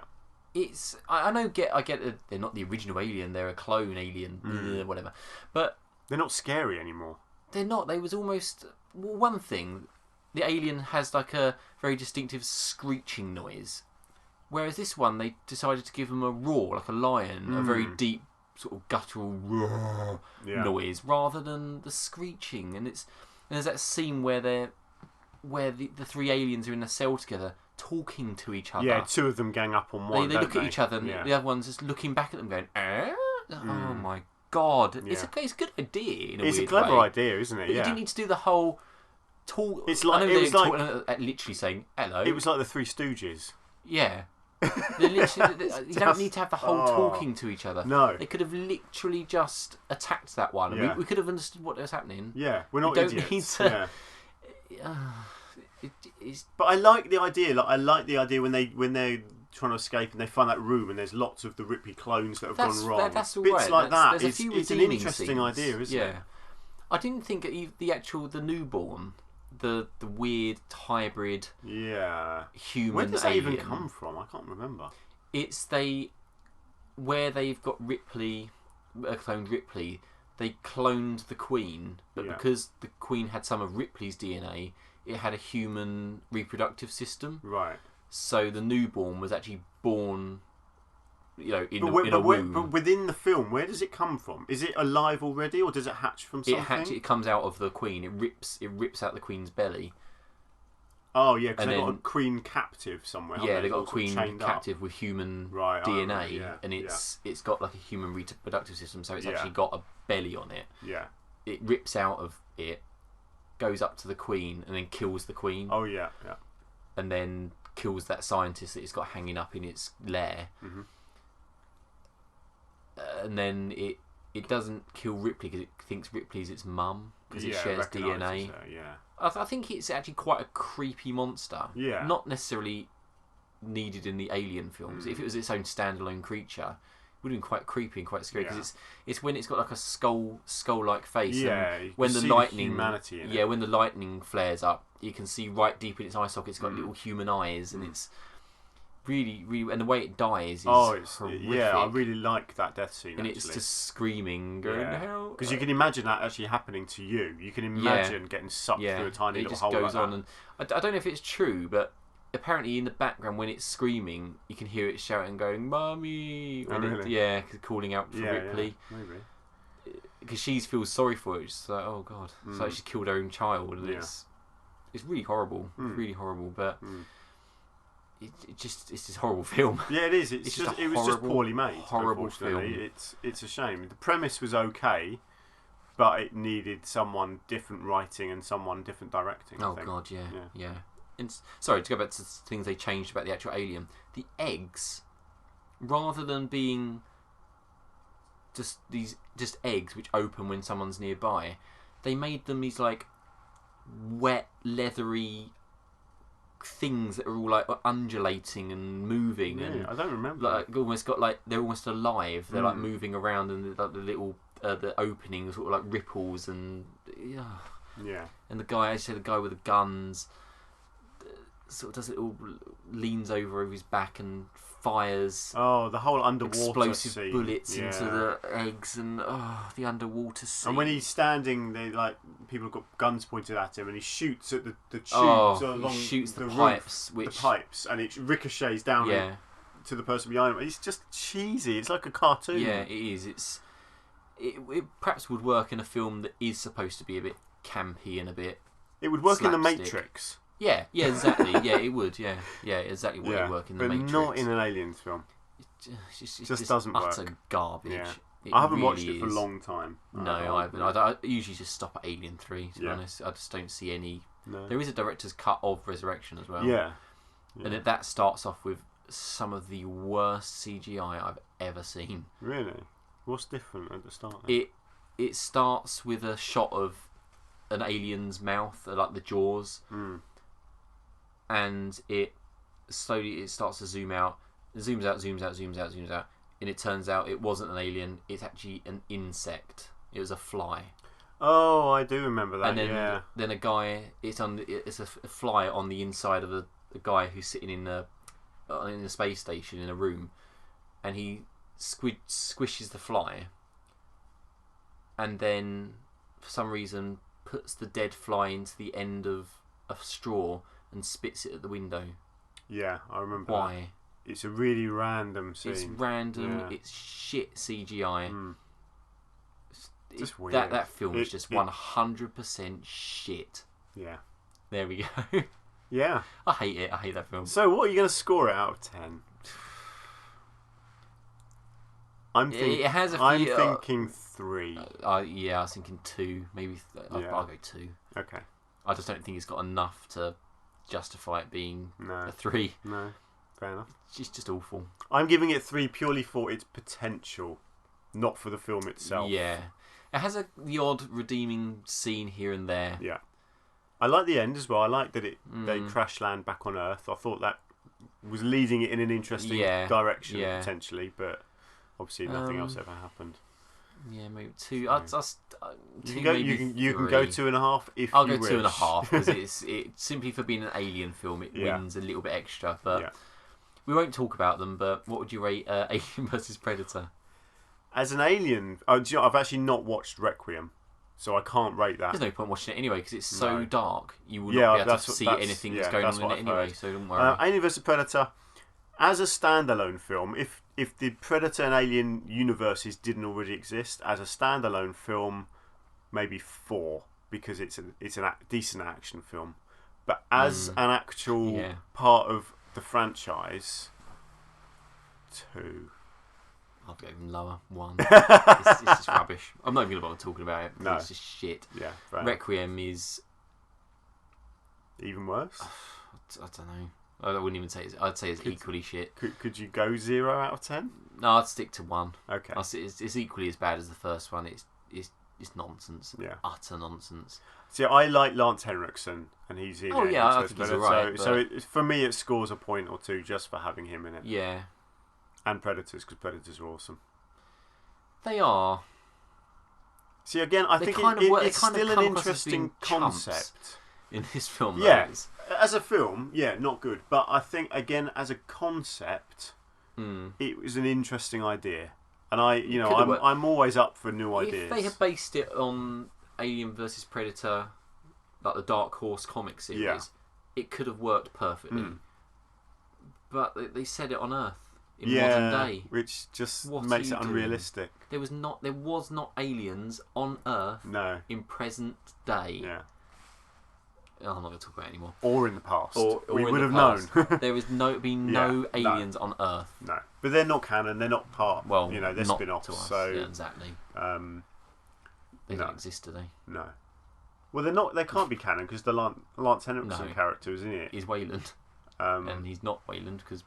Peter Wayland is in. Yeah. Yeah. So for me, it's a trilogy. Yeah, and then Prometheus and Covenant with those prequels. Extras. Yeah. And it is one of the greatest franchises, without a doubt. It is. Yeah, with its flaws. It's not flawless. But every franchise has got that, though. Yeah. There isn't a single franchise that exists where every film is great. There's not. I mean, there are some not long-running ones. I'm talking about Terminator franchise, Star Wars. There's not many franchises that are more than a trilogy. That's what I mean. No, that's it. Ones that have got more films. Terminator 3 and 5, which are awful. Yeah. You've got obviously Star Wars, where the prequels were poor. Which are pretty poor. Star Trek, you've got that's been consistently. The new ones have been consistently good. Yeah, the originals were very up and down. There's more bad than there is good. Yeah. Predator. Well, there's Predators. Only, is the but if you don't really count Aliens versus Predator, then there is only 3 Predator films. Yeah. So far, there obviously is a 4th on the way. One. But the 3rd film was dire. The Lord of the Rings ones, you've got the Hobbit films. Yeah, they were fairly weak. Yeah, there's always going to be some downsides, but I think for its flaws, it is one of, if not the best. It's one of the most. It's one of the best sci-fi. Yeah, it's one of the most series. Iconic. Yeah. Sort of bad guys. When they do like bad guy, what's the word I'm looking for?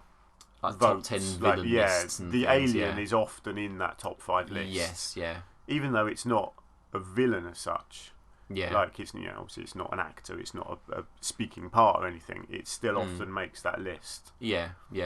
Because iconic is an iconic creature. Yeah, and it gave millions of people nightmares. We haven't even mentioned H.R. Geiger. We should do. Yeah, we should. But just because the whole it comes from his mind. Visual side of the films. We wouldn't have Alien if it wasn't for him. Because it's not just the alien itself; it's the ship and the. Oh, it is. Yeah, he did so many great designs. Yeah, just the look of the whole thing. Was brilliant. Yeah, very sexual, wasn't it? Oh, very. When you look at Yeah, what there's the so alien many actually things. looks like. The alien's head is a cock, Yeah, basically. yeah. You got vaginas on the sides Yeah, of the ships. yeah. It's just phallic things Yeah, everywhere. and like the face hugger is essentially putting its willy down its. yeah, it's basically raping your Yeah, face. yeah, it is. Yeah, That's exactly what literally. it is. Yeah, Exactly what it is. I mean, the chest burster represents childbirth. Yeah. It's yeah. there's It's so much very in there. It's very iconic. sexual. No, iconic. Representative. What's the word I'm looking What for? of sexualization? Yeah. It's a it's representative of. Yeah. Yeah, I know what you mean. Suggestive. Yeah, and, very suggestive. yeah, Yeah, I can't think of the word. Lots of Yeah, I know what you mean, and I'm sure the listener. He does obviously as well. he obviously had sex on the brain when he was designing it all. Yeah. Yeah. Yeah, but yeah, no, it's just brilliant design. Oh, but genius! Yeah, Absolutely yeah. genius. It's funny how it happens where there are these iconic things. I mean, you look at like obviously Ralph McQuarrie who designed all the Star Wars characters and things. You think if it wasn't for that, how would it have ended up looking? Yeah. You know, I mean, even the Predator was not meant to look like that. Oh God, no. Even when they were filming it, yeah, they actually started filming the film. Do you know who was in a different way? The Predator? Was it Dave Prowse? No. Ah. No, the original Predator. It didn't look like the same Predator. It was I think it was quite lizard-like. Yeah. It was played by Jean-Claude Van Damme. Was it? I remember it was someone well known. I was thinking Dave Prowse for some reason. No, Jean-Claude Van Damme. Yeah, all right. Was the Predator originally? Yeah. But I think it wasn't really going in the direction that people were planning. They started filming, didn't they? Yeah. And then realised that it didn't look right. Yeah. And actually got someone to redesign it, and that's what they came up with. And you think about it, the look of the Predator is fantastic. It is, yeah. I mean, it's this weird alien with dreadlocks. I mean, it's just awesome. It's this tribal but alien we nearly hunter. didn't have it. You know? I know. It's just you think about. It's funny how it works out. Like Alien and I say Star Wars, Predator. It's just the reason why they all have become so big and iconic is the fact that so many great minds coming together, and it's just that. Everything capturing clicks into all that, place. the essence of everything. Yeah. Everything's just come together in the perfect time in all of their lives and clicked. And it's like a 1 in a million event that suddenly creates this sort of perfect thing. Yeah.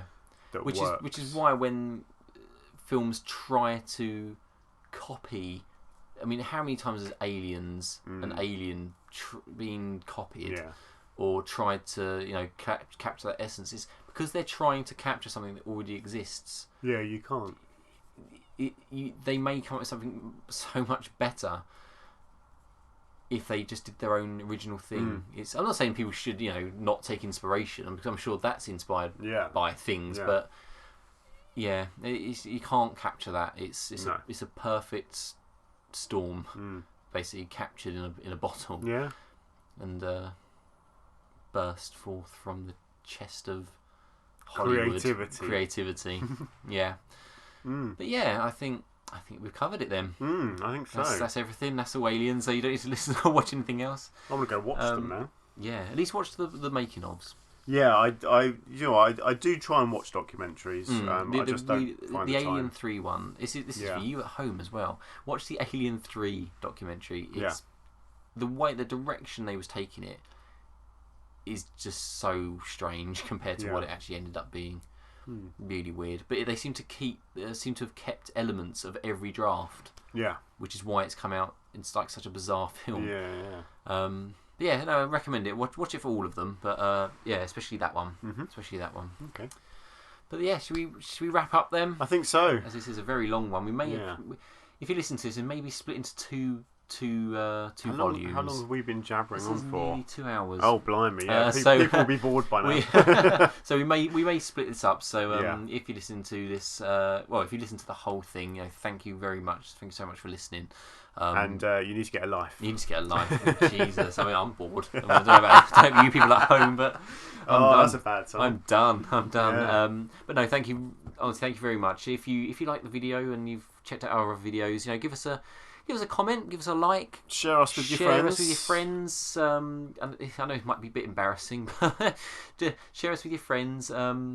And tell the world about us. Tell the world. Spread the word. Spread the word. And if you liked what we've done, just leave us a comment and we'll give us a bit of feedback. Because it makes us warm and fuzzy inside. It does. I mean, even if you hated it, that makes us feel warm and just fuzzy. give us a bit of feedback. We'll bend to your every whim. And then we'll have a little cry in the corner. Yeah, just tell us what to do to please you. We'll do it. We'll do anything. Just send us money. Rightio, we'll leave it there then. Thank you for listening. And it's been a pleasure. I've really enjoyed this, actually. We'll see you next time. Adios. Bye.